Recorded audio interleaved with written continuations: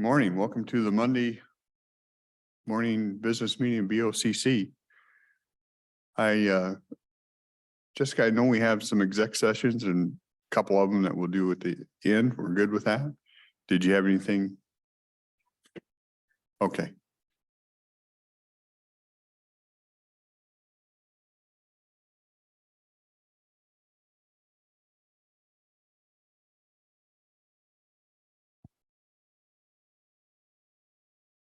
Good morning, Jessica Warren, Human Resources.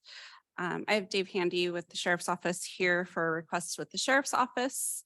Part of that request is to hire 2 individuals as animal control specialists. So I'll let Dave go over the proposal. Hi, Dave Handy with the Sheriff's Office.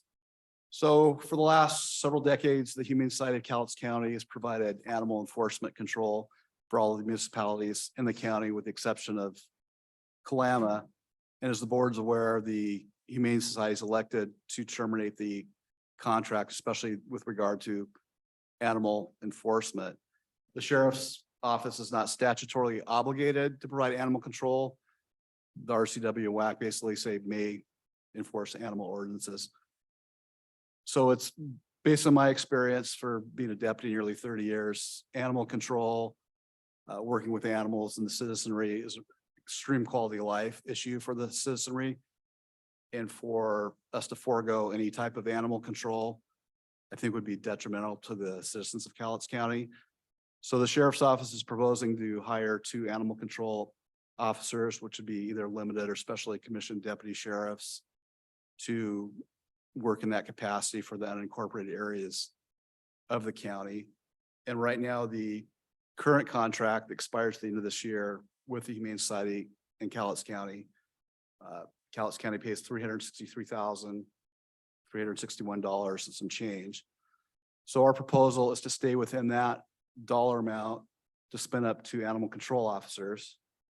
And our estimates for that cost, 2 employees, 2 vehicles, not new vehicles. We've planned on getting a surplus Tahoe. One we're set to go to auction, and the Humane Society has virtually a brand new truck, and based on a purchase price of approximately $30,000 for that truck, the approximate blue book value, we believe we could, for wages and equipment, come in at about $228,000 for this, and that would leave about $135,000 for a separate contract. The Humane Society is proposing to basically house or lodge animals on a per animal basis. And we've seen a contract proposal from the Humane Society. We've given that to our legal counsel, and that's something that needs to be addressed. And we have some thoughts about some changes. And we haven't been doing this alone. We've been working with Longview, Kelso, in talks with Woodland and Castle Rock as well about what they're doing. And they're all proposing similar programs. And we want to make this kind of a countywide, not that our people would have primary responsibility for responding to places within the city limits, but kind of a mutual aid type thing. We want to kind of be all on the same page here. And as you may or may not be aware, our hiring, when I say our, the Sheriff's Office is governed by the local Civil Service Commission, and there was no verbiage in their contract or the local civil service rules for animal control officers. So we've gone to the Civil Service Board. They've approved us to have a job classification as an animal control officer. And initially we're planning to advertise it as a lateral animal control officer to get experienced people, because we're spinning up this new program. Everybody's trying to move fast. And I can tell you from trying to hire deputies in this labor market, our last testing, we lost 3 people to other agencies just because we weren't quick enough. So we want to move forward on this as quick as we possibly can. There's a lot of other information I have for you if you have anything about call load or things like that. Yeah. So it sounds like we're just basically transferring the costs. Instead of it going to the Humane Society, we just put it over into the Sheriff's Department. Correct. And then of course, the housing and the animal thing. Correct. There's still a lot of logistics to work out. There's also this animal boarding contract to work out as well. With the 911 vacating the basement of the Hall of Justice, we like to stand-up animal control in there Yeah. as well. And to defer some of the costs, we talked about how long can we actually in-house keep an animal? We'd like to have at least, you run into some, I guess, significant liability issues if you go beyond a day or two, with having to keep and care an animal for 24/7. But the idea would be if we can find, say, a lost dog, we can find the owners before we'd have to put them in the Humane Society, we'd save ourselves some dollars there. So Yeah. we're looking at ways we can not do it on the cheap, but be kind of frugal and fiscally responsible. Yeah, a chipped animal Correct. for example. How many officers does the Humane Society have right now? They just have a couple, right? Have 4. They have 4. So the county will have 2, then the cities are all making decisions. Correct. And So the possibility is there'll probably be more coverage out there than currently. there could be, I can't speak to what the other Yeah. municipalities are doing, but what I've heard from our talks is Longview's planning on hiring 2 as community service officers. He also plans on hiring 1 as under their either community development or whatever that nuisance abatement is. So if you look at the call load, they're kind of hard to track. It depends on, what metric you're using, but Longview's the busiest, and then county, and then Kelso, and then the smaller municipalities. Yeah. And then the last thing on my mind, I remember when the Humane Society was in and they had a deal with radios. They can't communicate. Correct. Now, if we bring it under the auspice of the sheriff and the police, then I'm making the assumption that the communication issue kind of goes away. Yeah, well, our idea is to integrate them more into what we do. Their vehicles would be equipped with radios. They'd have portable radios, probably body cameras. They'd have access to our IT systems and databases. And I've learned a lot I've talked to the line officers a few times for the Humane Society and kind of like getting a feel for what they do, what can work better, where improvements can be made. And I feel the sheriff's office can support them better in that mission. Yeah. It just seems like, to me, I'm looking at it and it feels like we have an opportunity to actually make it a better program. Yeah, I agree. In fact, I think what's been presented is done quite nicely. I would want to discuss with you gentlemen, how do we set the dollar amount in the sense that 228, 412, I wouldn't want to hold them to that. And so whatever we decide, it should be something equivalent to not to exceed collectively, but there's still some unknowns. So do we want to approve 228, 412, or how do we do that? Would you be comfortable if we just set up to the existing contract amount that we have? I think that's a great. Does that a sound great fair? Starting point. And the unknown is how many animals we want to be able to, because right now the Humane Society takes my understanding is they take, a person walks in off the street, here's my dog, I can't afford it or can't feed it or it's unwanted. They're under the obligation under the existing contract to take that. Where we're proposing, and again, this is kind of down the line in the contract, is we'll have more control over what animals go in and which can be deferred. In that sense, we have more control over the final costs. So, and that will come out in the contract, and we talked to our legal about that. I don't know if you kind of get where I'm heading with that. Yeah. So if we gave you say, let's do this program up to I forget the 356 or whatever it is. It was 363. Yes, sir.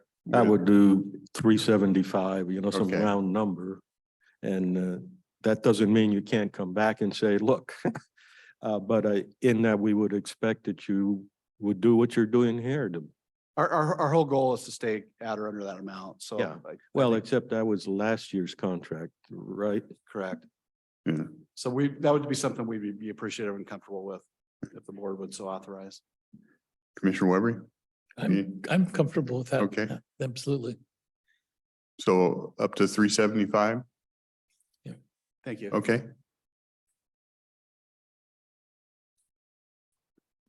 Thank you.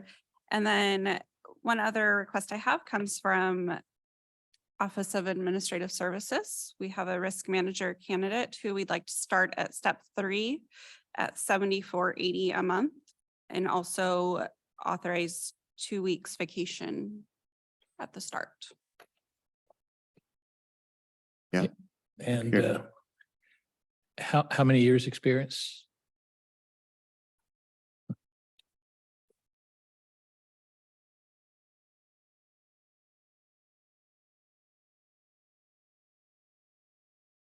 And I might say, I did notice the big smile on your face this morning. Yes, yes. Kathy Funk Baxter, Finance Director. Our candidate has over 20 years of experience between management, finance, and risk and safety. Approximately 9 years of just risk and safety experience. Okay, that's pretty good reason to start them, not at the bottom, but, Yeah. and start date? Noon? Tomorrow, October 3rd. Any questions? No?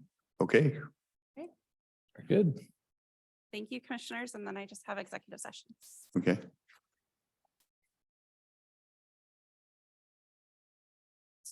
You get to stay. I can just stay sitting right here, but I have a handout for you.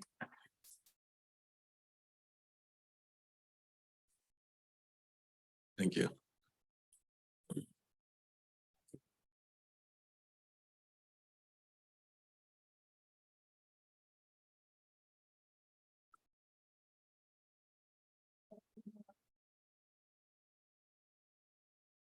I didn't get a chance the last week to update you on sales tax, general sales tax. And so I did a little report to look at what the Department of Revenue for Washington distribution report shows. And it looks like cumulative for January through July earned sales tax, we are up a cumulative total of 2.7% over prior year. There's been quite a few fluctuations during this year, 7 months. But in total, we're up. It's a little less than the current rate of inflation, so that gives me a little pause. But the last few months have been much more positive and less volatile than the prior months. So I'm hoping for stability here and that we will be above what we had last year. So in sales tax, general use tax. And I'm seeing something very similar in the other sales tax categories, for example, the mental health tax, some of those. So they're all kind of following along these lines. Yeah. Okay. So, Okay.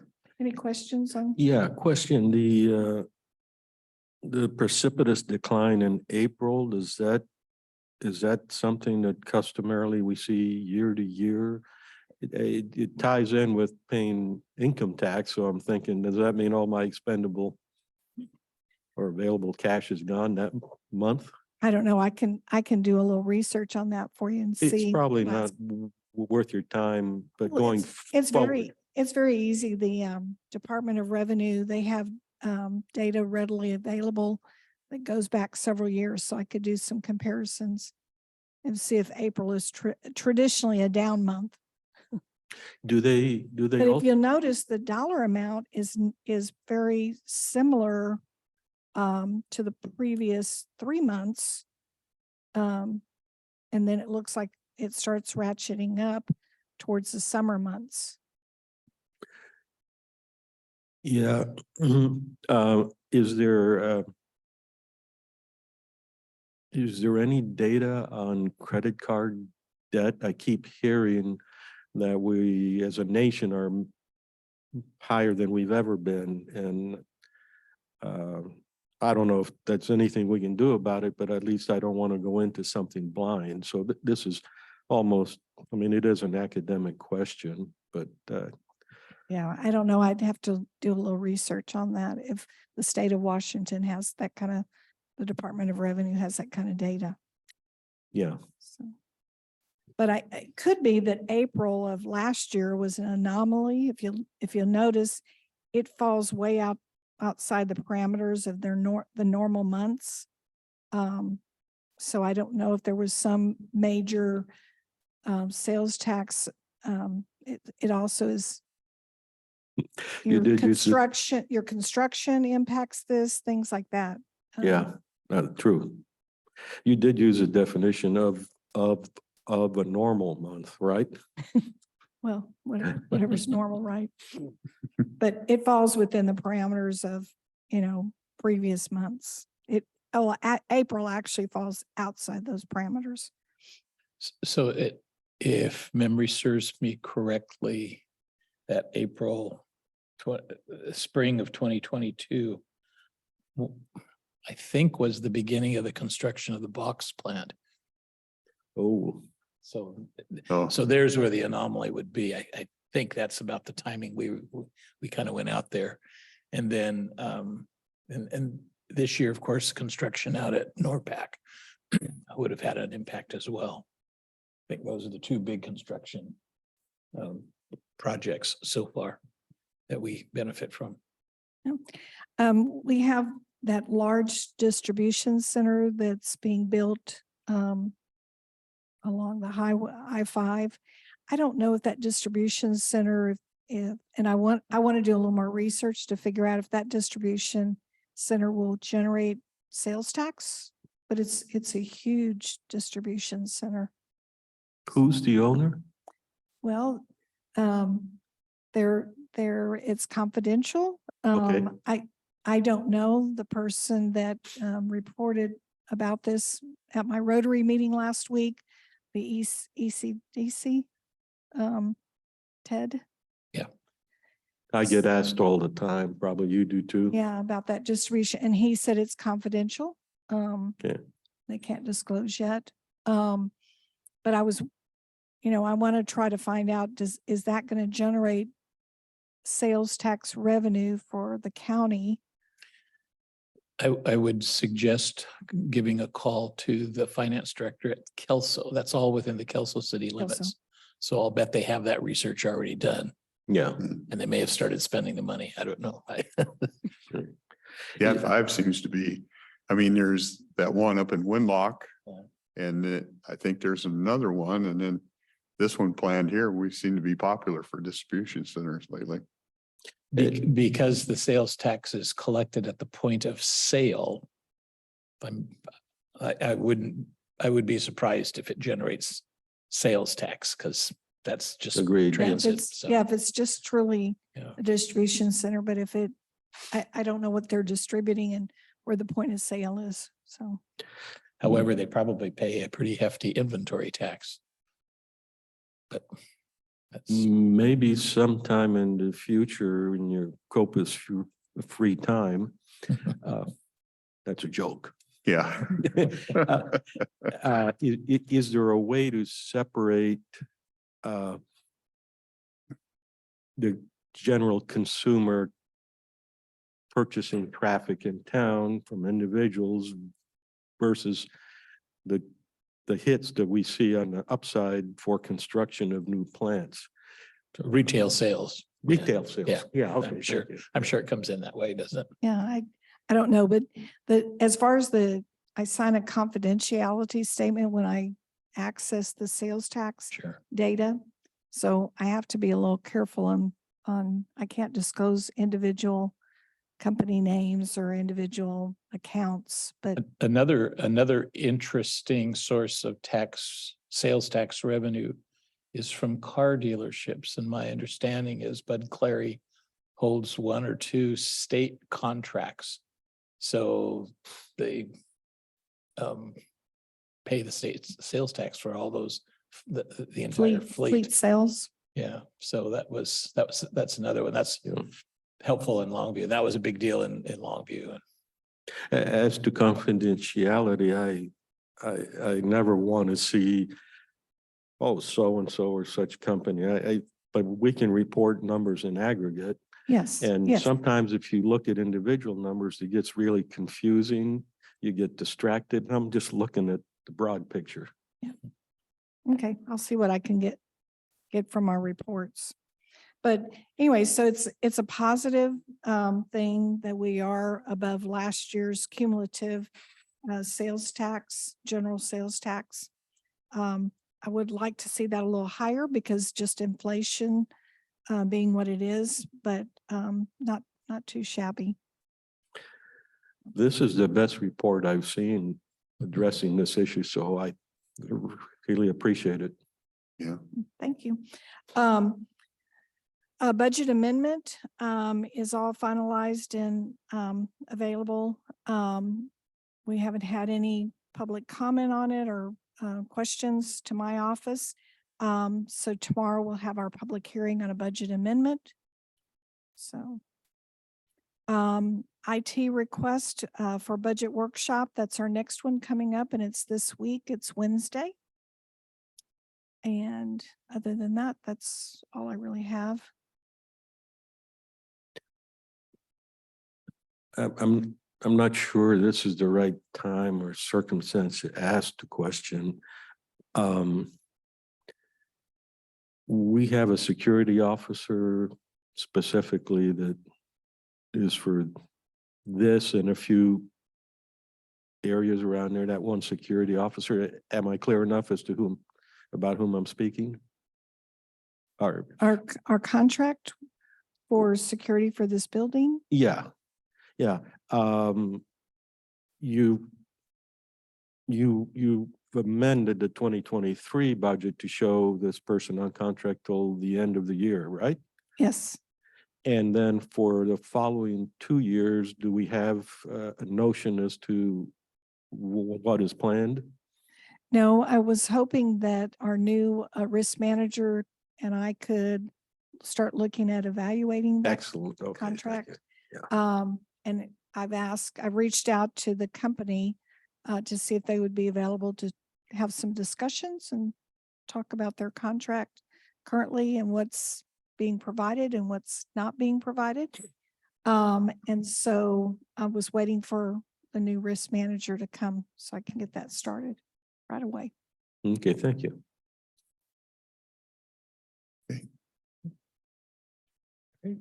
Thank you. Okay. I saw Marin. Did you have anything you wanted to add on corrections?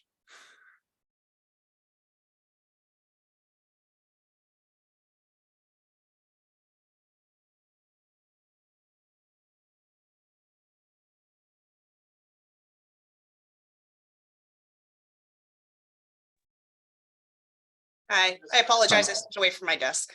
Yeah. And the population this morning was around 214 and we had 56 bookings over the weekend. But we're already at 208, so I would anticipate that'll continue to drop throughout the day. I provided some information in the afternoon last Monday about the number of releases we had. I don't have anything more to report.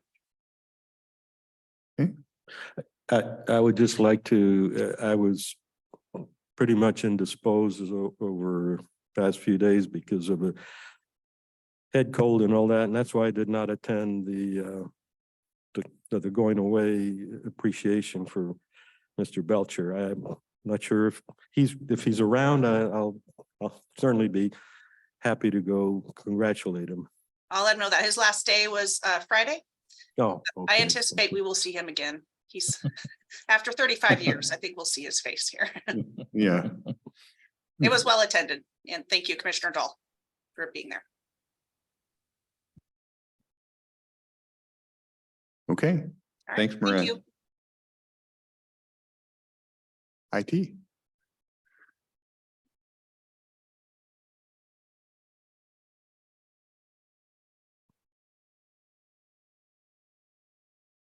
Good morning, Commissioners. Kim Hort, IT Director. I too have a short agenda. Primarily, we are driving forward and focusing on our phone deployment. This morning, we had one of our many dialing in cut plans with our vendor to go to the new Cisco phones.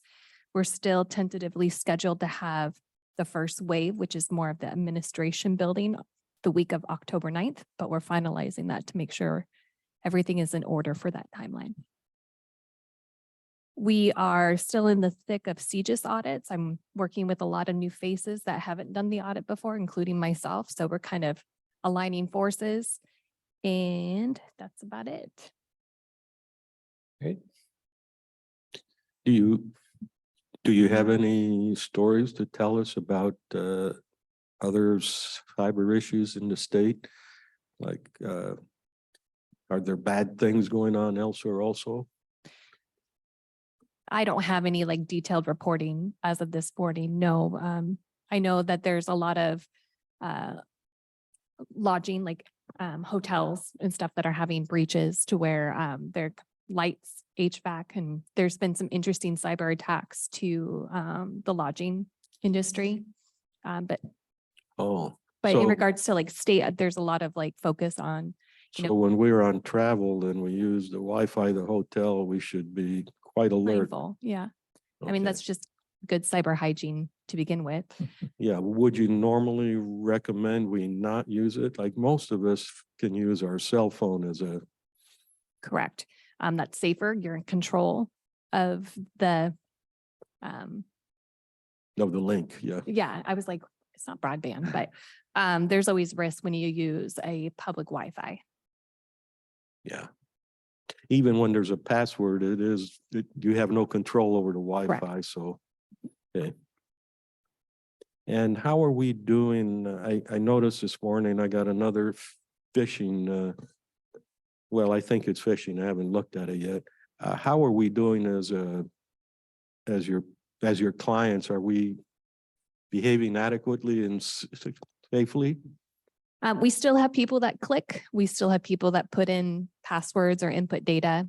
So it does alert us and we are tracking it. Our number is still less than industry normal. So we are performing better.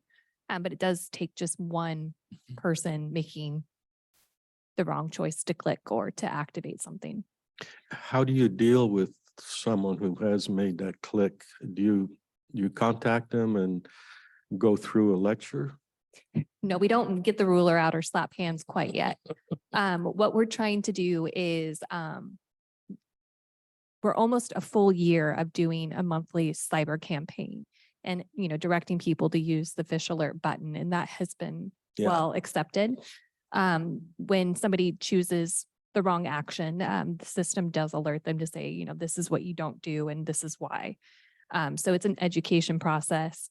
And then I'm working on building an IT benefit program to kind of educate our users and kind of tell them that there's resources available, including cybersecurity training. Yeah, I think a message that always crosses my mind is the risk of reporting an email is not very significant. The risk of accepting an email and doing something else is rather large. So Correct. why not take the path of least hazard? Right. There's been ideas passed around in the office to address a department that has been cyber aware and doing maybe like an award to acknowledge departments that have been most cyber conscious. And so again, kind of building up that statistic with the campaigns and training. And then hopefully we can start building mystique around that reward. And no doubt you'll be working with the new risk manager on that. Yeah. All the risk managers, you know, we have had a few, but I'd like to partner with them because I feel that cybersecurity is a significant risk. to When them. you say other risk managers. In the you're past, IT has worked with various risk Oh, okay. managers. Do you work with risk managers of Longview, the municipalities, and the risk pool itself, no doubt? Yes, the risk pool itself. I do have connections and building those relationships with the other IT departments, but not quite yet the risk managers. But anything else? Thank you. Yeah.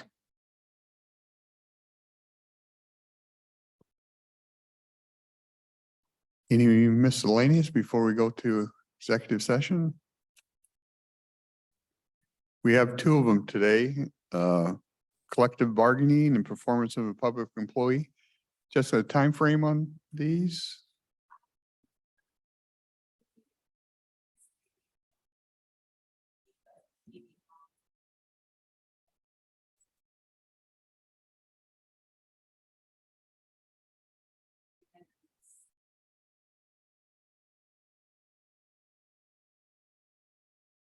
Okay, so we're to executive section, collective bargaining, estimating 20 minutes, and performance of a public employee, we're estimating 10 minutes. Okay, we will adjourn to that. Thank you. The board is extending the executive session for a period of 10 minutes until 11:02.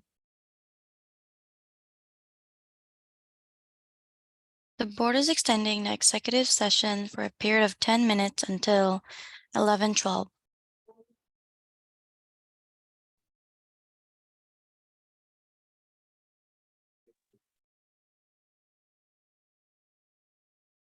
The board is extending the executive session for a period of 5 minutes until 11:17.